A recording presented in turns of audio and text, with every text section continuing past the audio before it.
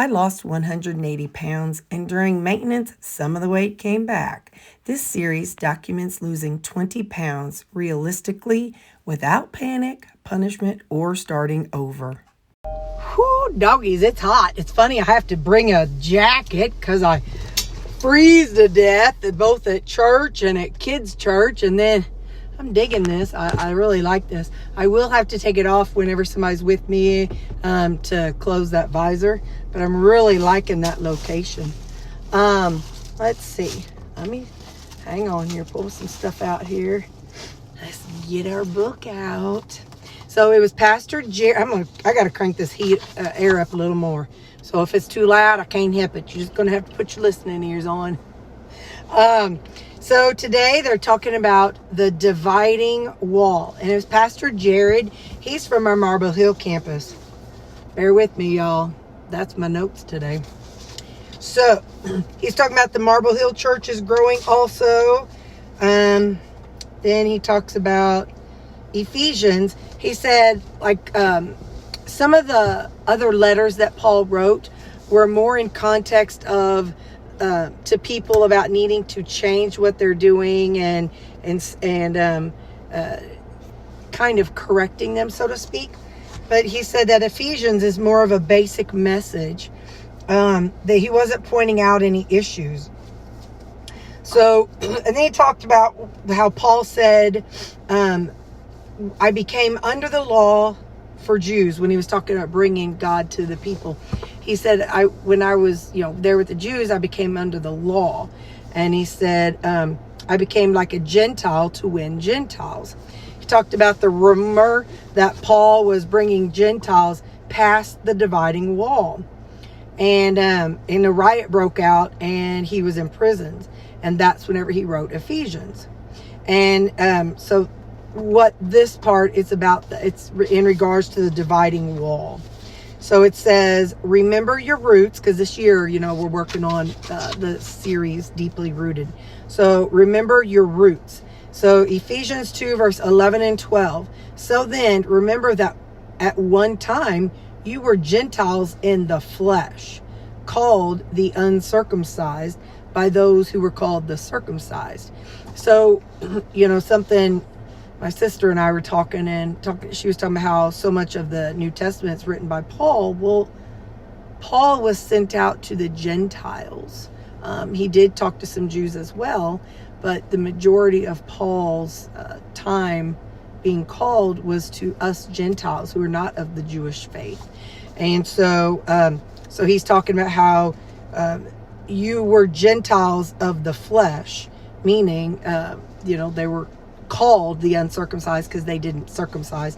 He said, but you're called that by the people who are called the circumcised, which is done in the flesh by human hands. At that time, you were without Christ. You were excluded from the citizenship of Israel and foreigners to the covenants of promise, without hope and without God in the world. Then we go to, during the past, the Gentiles, they could only be in outer courts. So they were in the outer courts while the Jewish people were in the center of the synagogue or temples. So hang on, let me find where I was. So they had no hope. They weren't taught about Jesus or about God. They didn't have scriptures to hear and study because that was kept secret and kept hidden. And so he said, this refers to us today. We need to remember what we are saved from in order to appreciate where we are now. And he talked about the woman who poured the perfume on Jesus's feet. Talked about she did not forget who Jesus was, and she did not forget where she came from. She remembered her life before Jesus, and so she was worshiping him and honoring him by anointing him with the oil. And hang on. So it says we need to go back to Jesus like a child. He told a story called a peace child. There was a guy who was oh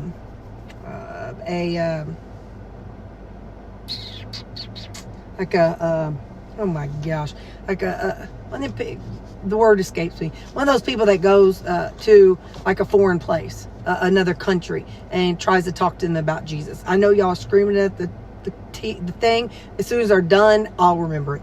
But anyway, missionary. He was a missionary, and he was talking to them about Jesus. And they believed that in order to beat their enemy, they could lie, steal, cheat, whatever they needed to do. So when he told them about Jesus, those people related to Judas. They said that, oh yeah, they did the right thing. They got the money. They turned in Jesus. So they weren't acknowledging and recognizing the grace. And he said he went back to his hut and was like, what the heck do I do about these people? Well, while he was still there, a war broke out between that tribe and another tribe. And they were, they had, both tribes recognized that they're just killing each other, and they were very equal with their power. So the leader of the tribe where this guy was trying to mission to, he gave his son to the other tribe and said, as long as my son is safe and alive and healthy, then we'll call a treaty between us. So then the missionary guy was like, wait a minute, that's exactly what God did. God sent Jesus on a grander scale. We're all sinners, and we're all, want to be with God. So then he was able to explain to them from that perspective. So I thought that was really interesting, but it's called a peace child. So then we get down to, about the dividing wall, we need to close the distance. So Ephesians 2, verse 12 to 16. But now in Christ Jesus, you who were far away have been brought near by the body of Christ. For he is our peace, who made both groups one and tore down the dividing wall of hostility. In his flesh, he made... In his flesh, he made of no effect create in himself.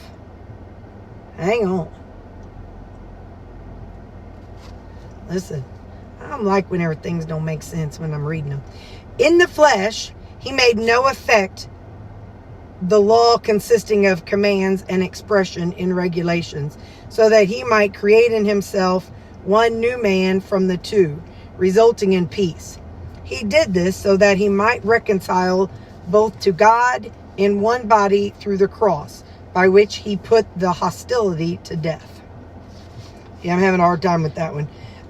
So the temple was where God was. They believed that the temple was holy, and that's where God's footprint was.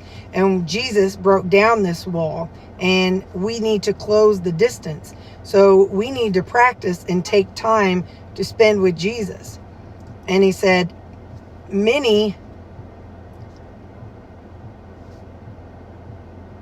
not lost outer core. So many of us, we have not lost our outer core mentality. So meaning, we kind of keep distance between us and God. But Jesus said, when Jesus said, come follow me, the way in the tradition was, it was be so close to your rabbi that, where'd it go? You need to be covered in the dust of your rabbi. So in other words, be so close to them that even the dust as they're walking comes up on you. We need to be covered by the dust of our rabbi, which is Jesus. We need to be intimate with him. So 3, we need to refuse to rebuild. So we don't need to rebuild that wall. We need to be accepting of others and bring others with us. So Ephesians 2, 17 to 19. By the way, we had Pastor Jared today, and please go to the church link. I have a link in the description of all my videos. You really need to hear it straight from my pastor, not from me. Okay, I was checking to make sure you all could hear me because sometimes it gets weird. All right, Ephesians 2:17-19. He came and proclaimed the good news of peace to you who were far away, and peace to those who were near, meaning both the Gentiles and the Jews. For through him we both have access in one spirit to the Father. So then you are no longer foreigners and strangers, but fellow citizens with the saints and members of God's household. So it says, now that we're in that inner circle of God's inner circle of God's temple, we are the temple. Let's not keep people out. We don't need to judge people, and we need to remember my faith is not to be kept a secret in the world. Kept secret. We are supposed to be in the world, not of the world, but we need to bring people in to Jesus and the church. It says, at one point, whenever he was telling the story about the rich guy who had said, I followed all the laws, and Jesus says, well, there's one thing more you have to do, and that's sell all your things, and then you can come give away your possessions, and you can follow me, and then you can go to heaven. And that rich guy walked away very sad, and and the disciples said, well, who can be saved then? And it says, they said, who can be saved with men? And Jesus said, it's impossible to be saved by men, but with God it is possible. So the big takeaway, I feel like I'm butchering this one, but it's all right. You and me are the new temple. So we are the temple. I am the church. You are the church. We are the church together. All who follow Jesus all around the world. Yes, we're the church together. That was a song we sang in Sunday school. So Ephesians 2:20-22. Built on the foundation of the apostles and prophets, with Christ Jesus himself as the cornerstone. That cornerstone. In him, the whole building being put together grows into a holy temple in the Lord. In him, Jesus, you are also being built together for God's dwelling in the Spirit. So we are being built. So we are invited, and we are the dwelling place. God had Jesus separate. Talked a little bit about how, in his opinion, God separated the Jews because, had everybody not been separated, then at that time, had there not been a specific book written, then we Gentiles wouldn't know what we know now. So anyway, all right, I love you. Going to see Judy. Like I said, she wasn't feeling too swole, so I'll just show you my food. We won't pester her too much today. Bye. Look what Judy did. She was at home sick. She made us a gourmet meal. We have asparagus, green beans, and pork steaks. Those she cheated and bought else. But look at this. A feast, y'all. We're having a feast. I've decided for now where I'm going to hang my plaques. I'm going to hang them right there. And if we win again, I'll hang them there. And if we win again, I'll hang some there. And if we win again, I'll hang some there. I don't want to just hide them away. I know they're crooked. I don't want to just hide them away and just be somewhere where I can't see them and be proud of them. Because I am very proud of my team. So I'm going to hang them out here. And that's where they're going to be. Hang on just a second now. Just Jerry, you created a monster.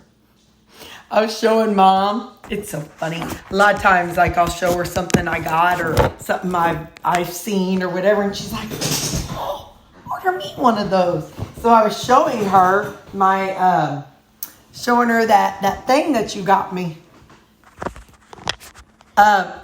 Anyway, for my car, for my phone mount. And she's like, I like that. That's in a good spot. I really like that. She's like, I think I want me one. She's like, where'd they get it? I said, Amazon. She's like, order me one. I said, you got it. So my mama liked that phone mount so much, she had to have one too. So I just had to share that with you. You've created a monster, Jerry. Alrighty, so tonight I have a chuck roll steak, and I just cut it into strips, so it's not going to be pretty to watch me eat. I didn't even season this. Hang on, I'm going to take a bite.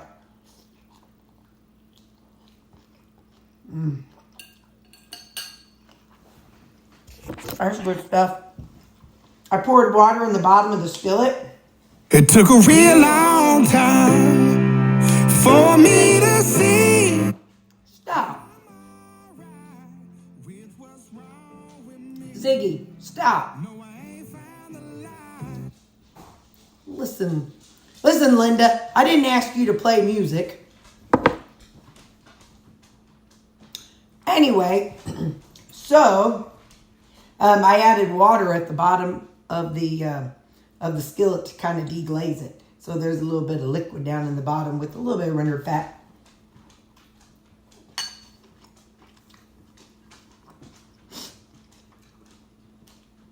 Y'all see what I have to go through? She's a sassy little thing. She makes me want to cuss sometimes.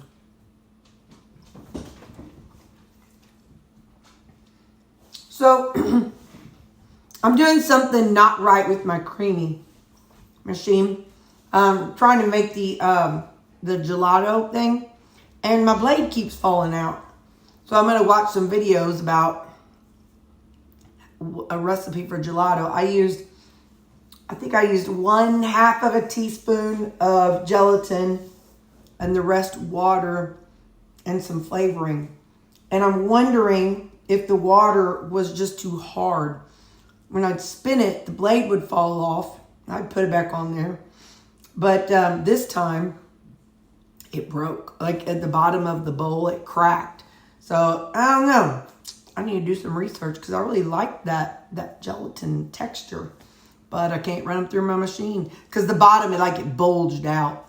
It did that before when I used, I think it was Premier Shake.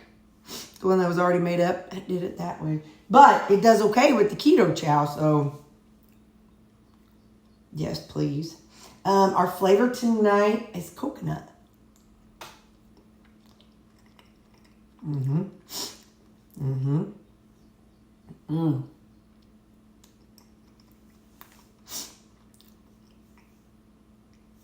Pardon me while I go enjoy myself and forget all about you people.